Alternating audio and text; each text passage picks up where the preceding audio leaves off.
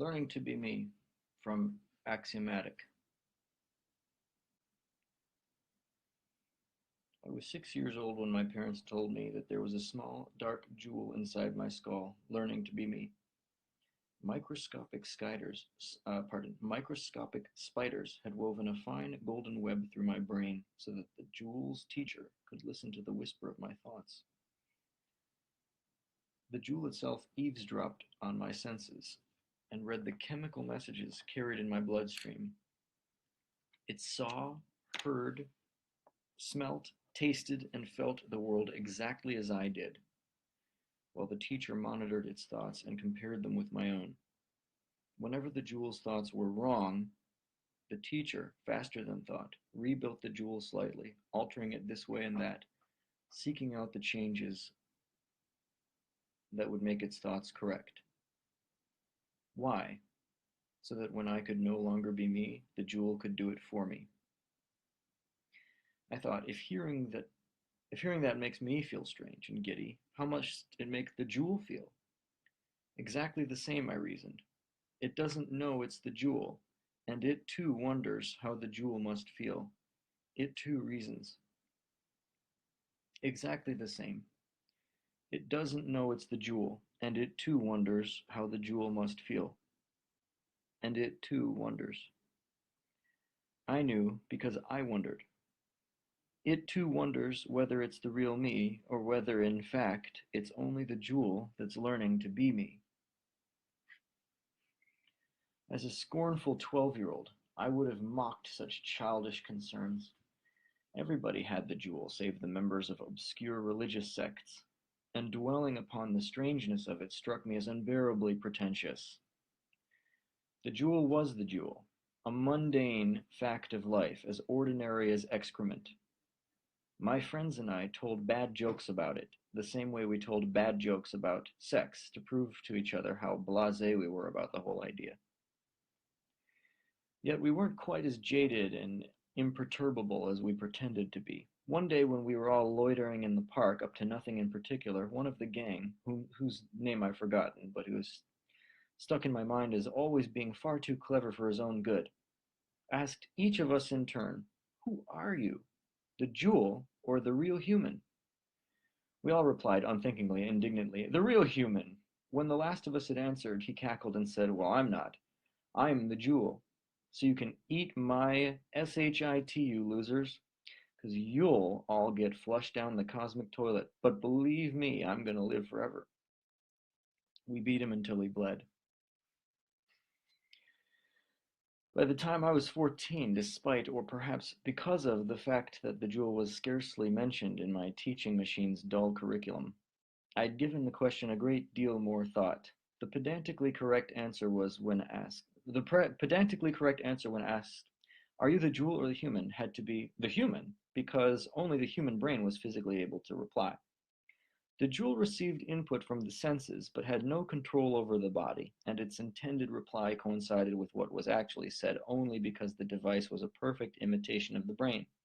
To tell the outside world, "I am the jewel," with speech, with writing, or with any other method involving the body, was patently false, although to think it to oneself was not ruled out by this line of reasoning. However, in a broader sense, I decided that the question was simply misguided. So long as the jewel and the human brain shared the same sensory input, and so long as the teacher kept their thoughts in perfect step, his or her thoughts in perfect step, there was only one person, one identity, one consciousness. This one person merely happened to have the highly desirable property that if either the jewel or the human brain were to be destroyed, he or she would have survived unimpaired. People had always had two lungs and two kidneys, and for almost a century, many had lived with two hearts. This was the same, a matter of redundancy, a matter of robustness, no more. That was the year that my parents decided I was mature enough to be told that they had both undergone the switch. 3 years before, I pretended to take the news calmly, but I hated them passionately for not having told me at the time. They had disguised their stay in hospital with lies about a business trip overseas. For 3 years I had been living with jewel heads, and they hadn't even told me. It was exactly what I would have expected of them. We didn't see any different. We didn't seem any different to you, did we? Asked my mother. No, I said truthfully, but burning with resentment nonetheless. That's why we didn't tell you, said my father. If you'd known we switched at the time, you might have imagined that we'd changed in some way. By waiting until now to tell you, we've made it easier for you to convince yourself that we're still the same people we've always been.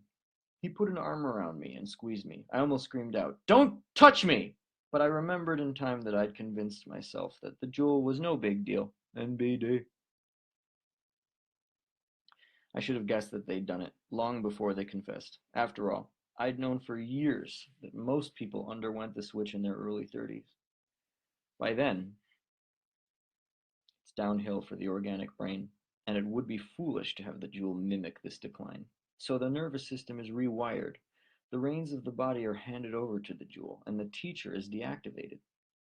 For a week, the outward bound impulses from the brain are compared with those from the jewel. But by this time, the jewel is a perfect copy, and no differences are ever detected. The brain is removed, discarded, and replaced with a spongy tissue cultured object, brain shaped down to the level of the finest capillaries, but no more capable of thought than a lung or a kidney. This mock brain removes exactly as much oxygen and glucose from the blood as the real thing and faithfully performs a number of crude essential biochemical functions. In time, like all flesh, it will perish and need to be replaced. The jewel, however, is immortal. Short of being dropped into a nuclear fireball, it will endure for 1 billion years. My parents were machines. My parents were gods. It was nothing special. I hated them.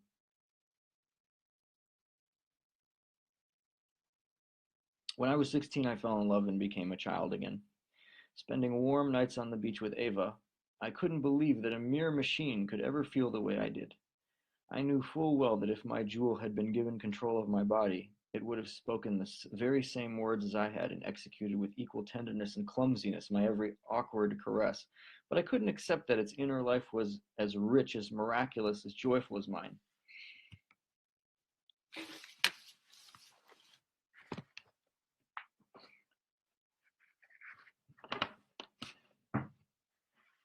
Sex, however pleasant, I could accept as purely mechanical function, but there was something between us, or so I believed, that had nothing to do with lust, nothing to do with words, nothing to do with any tangible action of our bodies that some spy in the sand dunes with parabolic microphone and infrared binoculars might have discerned.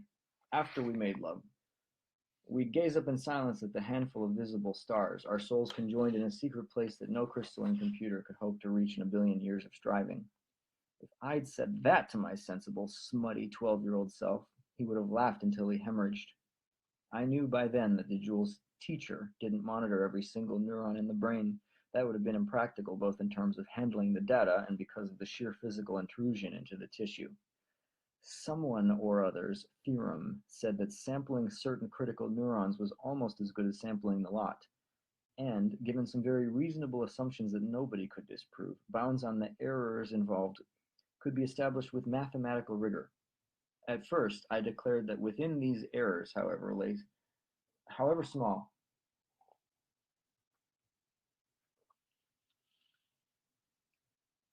lay the difference between brain and jewel, between human and machine, between love and its imitation. Ava, however, soon pointed out that it was absurd to make a radical qualitative distinction on the basis of sampling density. If the next model teacher sampled more neurons and half the error rate, would its jewel then be halfway between human and machine? In theory, and eventually in practice, the error rate could be made smaller than any number I cared to name. Did I really believe that a discrepancy of 1 in a billion made any difference at all, when every human being was permanently losing thousands of neurons every day by natural attrition? She was right, of course, but I soon found another, more plausible defense for my position. Living neurons, I argued, had far more internal structure than the crude optical switches that served the same function in the jewel's so-called neural net. That neurons fired or did not fire reflected only one level of their behavior. Who knew what the subtleties of biochemistry, the quantum mechanics of the specific organic molecules involved, contributed to the nature of human consciousness? Copying the abstract neural topology wasn't enough. Sure, the jewel could pass the famous Turing test. No outside observer could tell it from a human. But that didn't prove that being a jewel felt the same as being human. Ava asked, "Does that mean you'll never switch? You'll have your jewel removed? You'll let yourself die when your brain starts to rot?" "Maybe," I said. "Better to die at 90 or 100 than kill myself at 30, have some machine marching around taking my place pretending to be me." "How do you know I haven't switched?" she asked provocatively. "How do you know that I'm not just pretending to be me?" "I know you haven't switched," I said smugly. "I just know." "How?" "I'd look the same, I'd talk the same, I'd act the same in every way. People are switching younger these days. So how do you know I haven't?" I turned on my side towards her and gazed into her eyes. Telepathy. Magic.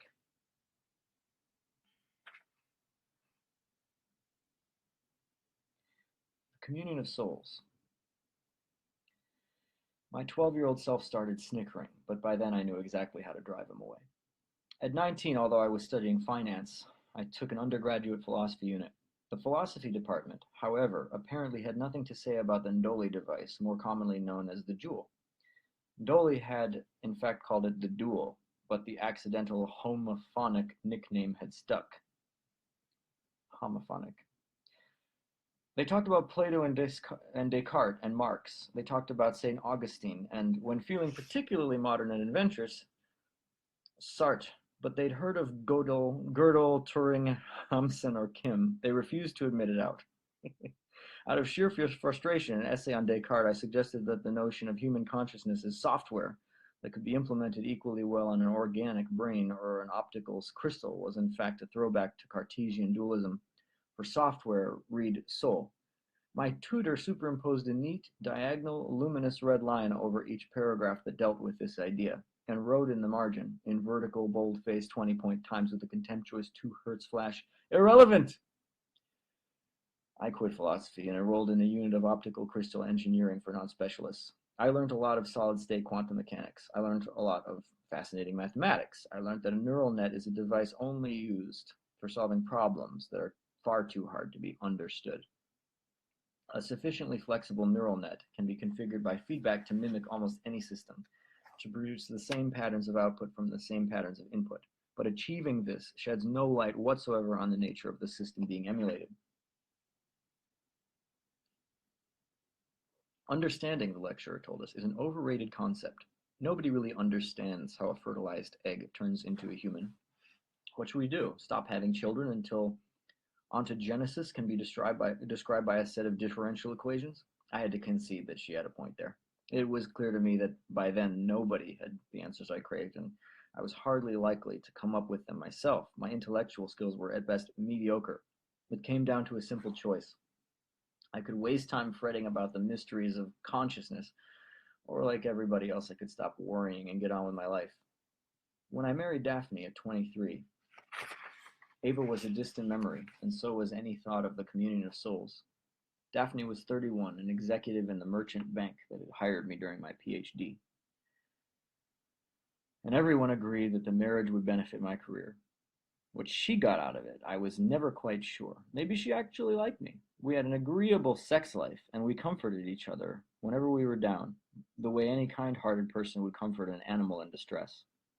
Daphne hadn't switched. She put it off, month after month, inventing ever more ludicrous excuses, and I teased her as if I'd never had any reservations of my own.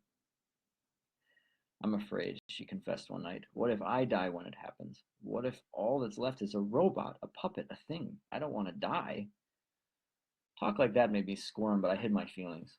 "Suppose you had a stroke," I said glibly, "which destroyed a small part of your brain. Suppose the doctors implanted a machine to take over the functions which that damaged region had performed. Would you still be yourself?" "Well, of course." "Then if they did it twice, or 10 times, or 1,000 times? That doesn't necessarily follow." "Oh?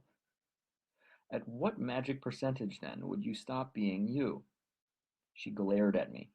All the old cliched arguments. Fault them, then, if they're so old and cliched.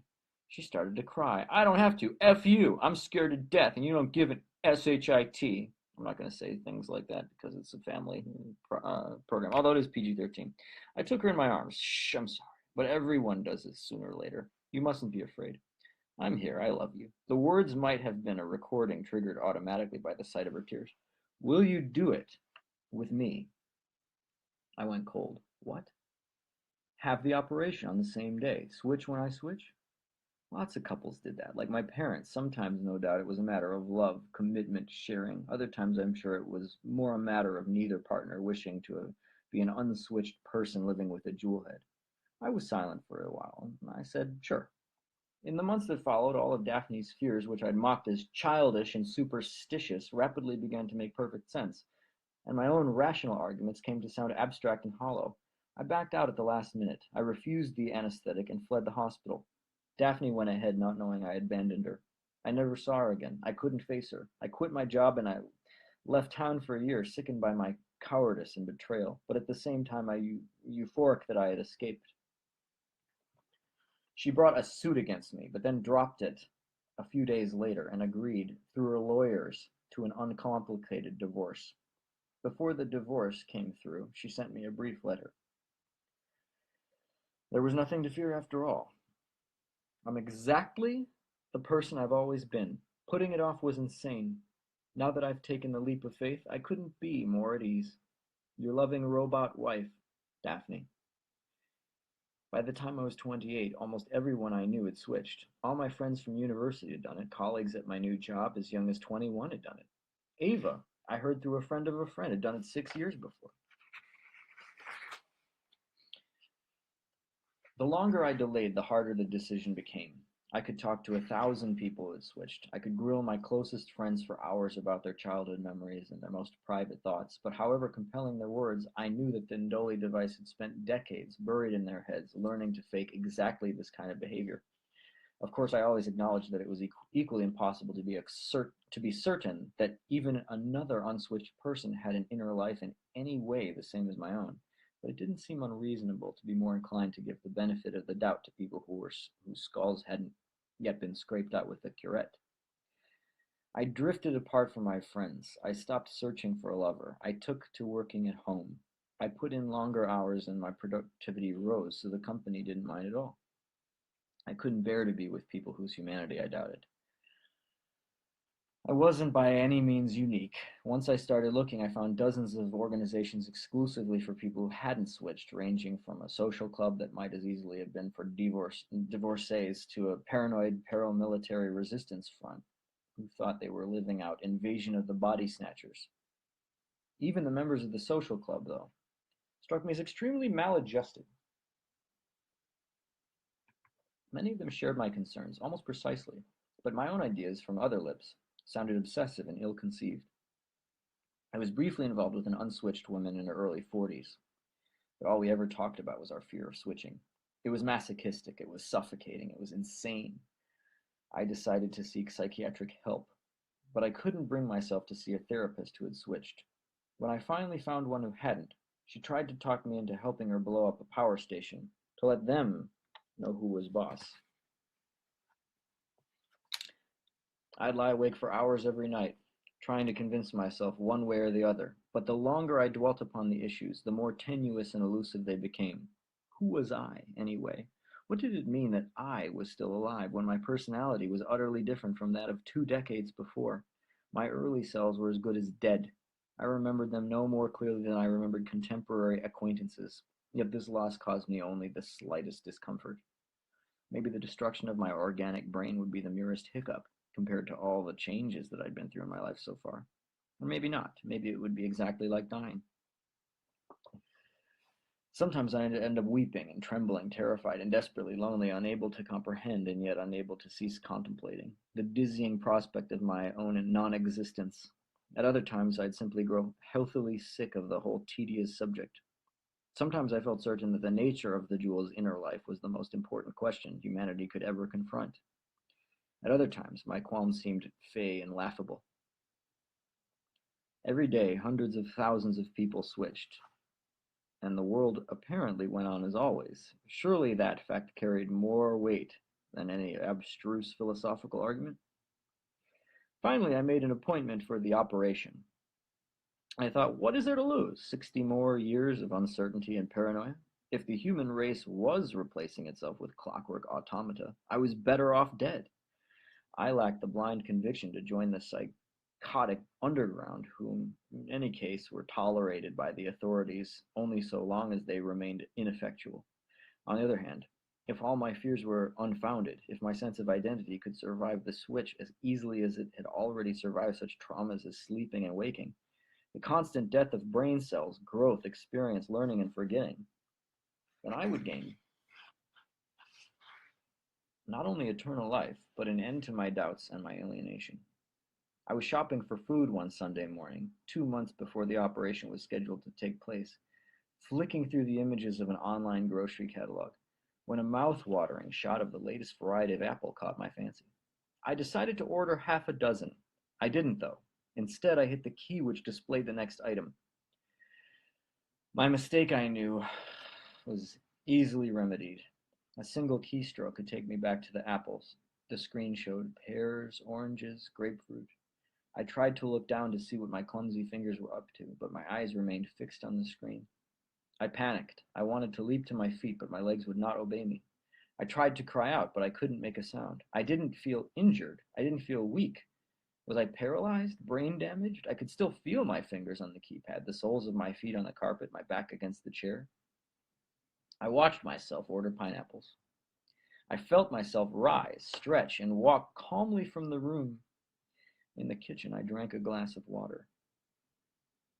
It says here, I drank a glass of water. I should have been trembling, choking, breathless. The cool liquid flowed smoothly down my throat, and I didn't spill a drop.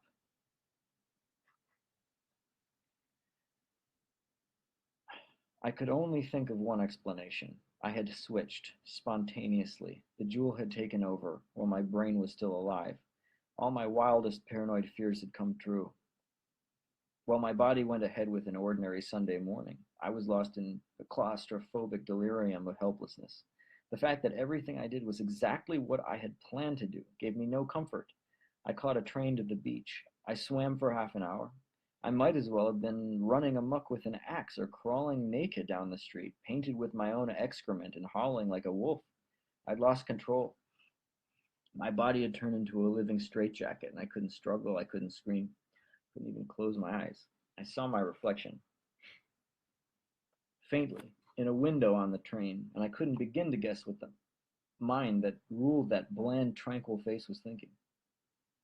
Swimming was like some sense-enhanced holographic nightmare.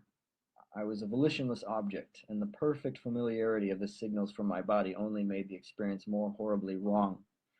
My arms had no right to the lazy rhythm of their strokes. I wanted to thrash about like a drowning man. I wanted to show the world my distress. It was only when I lay down on the beach and closed my eyes that I began to think rationally about my situation. The switch couldn't happen spontaneously. The idea was absurd. Millions of nerve fibers had to be severed and spliced by an army of tiny surgical robots which weren't even present in my brain, which weren't due to be injected for another 2 months. Without deliberate intervention, the Ndoli device was utterly passive, unable to do anything but eavesdrop. No failure of the jewel or the teacher could possibly take control of my body away from my organic brain. Clearly, there had been a malfunction, but my first guess had been wrong, absolutely wrong. I wish I could have done something when the understanding hit me. I should have curled up, moaning and screaming, ripping the hair from my scalp, raking my flesh with my fingernails. Instead, I lay flat on my back in the dazzling sunshine.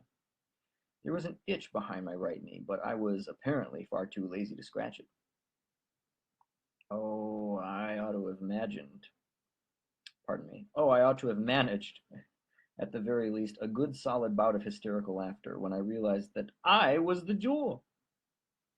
The teacher had malfunctioned. It was no longer keeping me aligned with the organic brain. I hadn't suddenly become powerless. I had always been powerless. My will to act upon my body, upon the world, had always gone straight into a vacuum. And it was only because I had been ceaselessly manipulated, corrected by the teacher, that my desires had ever coincided with the actions that seemed to be mine. There are a million questions I could ponder, a million ironies I could savor, but I mustn't. I need to focus all my energy in one direction, My time is running out. When I enter a hospital and the switch takes place, if the nerve impulses I transmit to the body are not exactly in agreement with those from my organic brain, the flaw in the teacher will be discovered, asterisk the, and rectified. The organic brain has nothing to fear. His continuity will be safeguarded, treated as precious, sacrosanct. There will be no question as to which of us will be allowed to prevail. I will be made to conform. Once again, I will be corrected. I will be murdered. Perhaps it is absurd to be afraid. Looked at one way, I've been murdered every microsecond for the last 28 years. Look at that another way. I've only existed for the 7 weeks that have now passed since the teacher failed. And the notion of my separate identity came to mean anything at all. And in one more week, this aberration, this nightmare, will be over. 2 months of misery.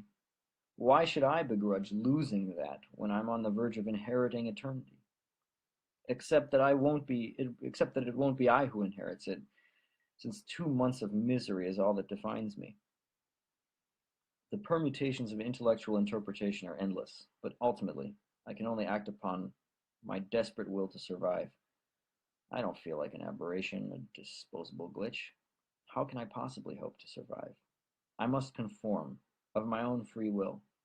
I must choose to make myself appear identical to that which they would force me to become.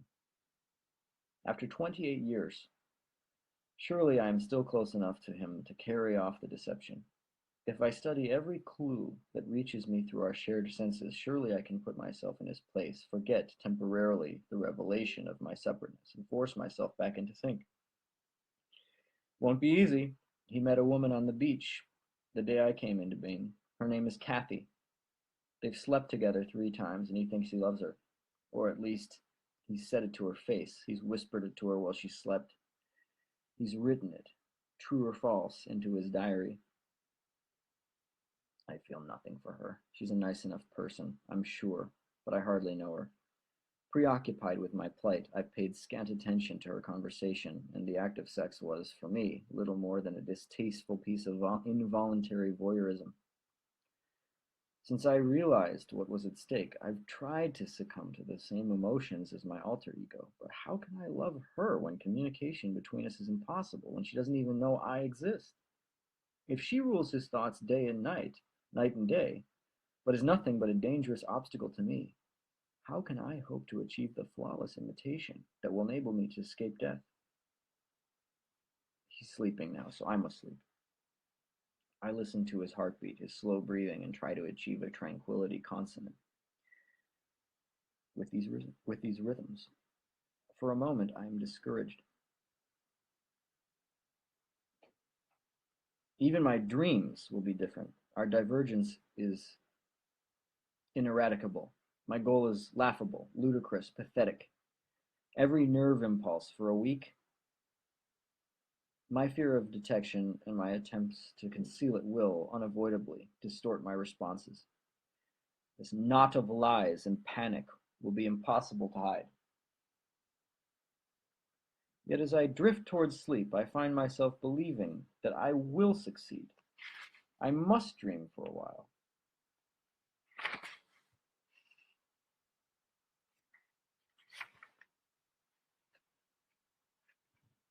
I must. I dream for a while. A confusion of images, both strange and mundane, ending with a grain of salt passing through the eye of a needle. Then I tumble without fear into dreamless oblivion. I stare up at the white ceiling, giddy and confused, trying to rid myself of the nagging conviction that there's something I must not consider. Then I clench my fist gingerly, rejoice at this miracle, and remember, up until the last minute, I thought he was going to back out again, but he didn't. Kathy talked him through his fears. Kathy, after all, has switched, and he loves her more than he's ever loved anyone before. So our roles are reversed now. This body is his straitjacket now. I am drenched in sweat. This is hopeless, impossible. I can't read his mind. I can't guess what he's trying to do. Should I move, lie still, call out, keep silent? Even if the computer monitoring is Even if the computer monitoring us is programmed to ignore a few trivial discrepancies, as soon as he notices that his body won't carry out his will, he'll panic just as I did, and I'll have no chance at all of making the right guesses. Would he be sweating now?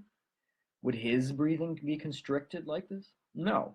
I've been awake for just 30 seconds, and already I've betrayed myself. An optical fiber cable trails from under my right ear to a panel on the wall. Somewhere, alarm bells must be sounding. If I made a run for it, what would they do? Use force? If I'm a citizen, aren't I? Jewel heads have had full legal rights for decades. The surgeons and engineers can't do anything to me without my consent. I try to recall the clauses on the waiver he signed, but he hardly gave it a second chance. I dug at the cable that holds me prisoner.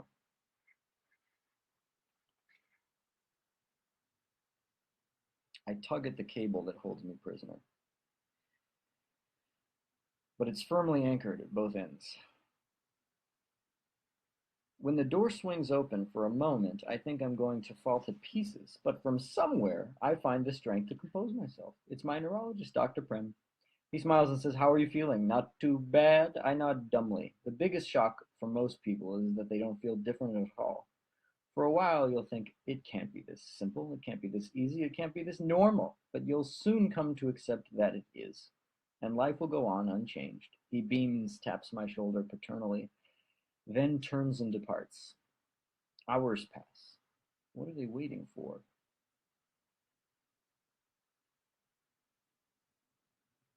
The evidence must be conclusive by now. Perhaps there are procedures to go through, legal and technical experts to be consulted, ethics committees to be assembled to deliberate on my fate.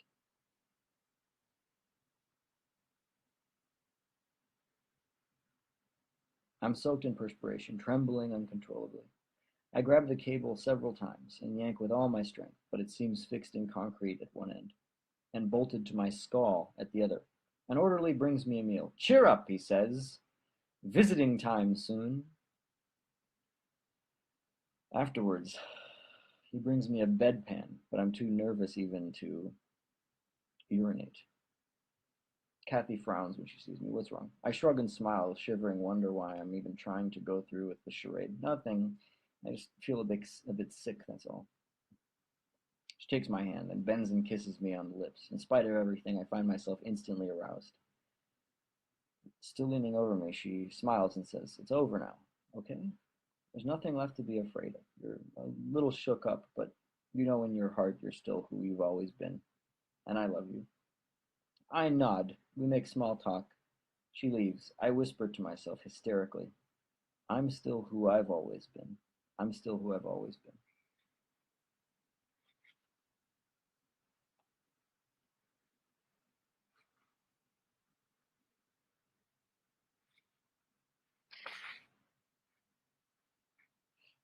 Yesterday they scraped my skull clean and inserted my new non-sentient space-filling mock brain. I feel calmer now than I have for a long time, and I think at last I've pieced together an explanation for my survival. Why did they deactivate the teacher for the week between the switch and the destruction of the brain? Well, they can hardly keep it running while the brain is being trashed. But why an entire week? To reassure people that the jewel, unsupervised, can still stay in sync? To persuade them that the life of the jewel is going to live will be exactly the life that the organic brain would have lived, whatever that could mean. Why then only for a week? Why not a month or a year? Because the jewel cannot stay in sync for that long. Not because of any flaw, but for precisely the reason that makes it worth using it in the first place. The jewel is immortal. The brain is decaying. The jewel's imitation of the brain leaves out deliberately the fact that real neurons die. Without the teacher working to contrive, in effect, an identical deterioration of the jewel, small discrepancies must eventually arise. A fraction of a second's difference in responding to a stimulus is enough to arouse suspicion, and as I know too well, from that moment on, the process of divergence is irreversible. No doubt, a team of pioneering neurologists sat huddled around a computer screen 50 years ago and contemplated a graph of the probability of this radical divergence versus time. How would they have chosen 1 week? What probability would have been acceptable? A tenth of a percent? A hundredth? A thousandth? However safe they decided to be, it's hard to imagine them choosing a value low enough to make the phenomenon rare on a global scale. Once a quarter of a million people were being switched each day. In every day. In any given hospital, it might happen only once a decade or once a century. But every institution would still need to have a policy for dealing with the eventuality. What would their choices be? They could honor their contractual obligations and turn the teacher on again, erasing their satisfied customer, and giving the traumatized organic brain the chance to rant about its ordeal to the media and the legal profession. Or they could quietly erase the computer records of the discrepancy and calmly remove the only witness.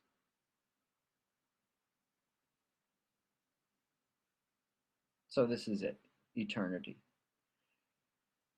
I'll need transplants in 50 or 60 years' time and eventually a whole new body, but that prospect shouldn't worry me. I can't die on the operating table. In 1,000 years or so, I'll need extra hardware tacked on to cope with my memory storage requirements, but I'm sure the process will be uneventful.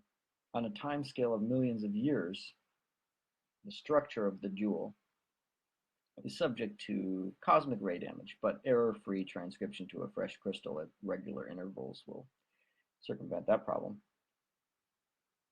In theory, at least, I'm now guaranteed either a seat at the Big Crunch or participation in the heat death of the universe. I ditched Kathy, of course.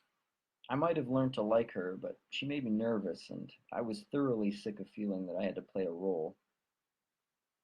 As for the man who claimed that he loved her, the man who spent the last week of his life helpless, terrified, suffocated by the knowledge of his impending death, I can't yet decide how I feel. I ought to be able to empathize, considering that I once expected to suffer the very same fate myself.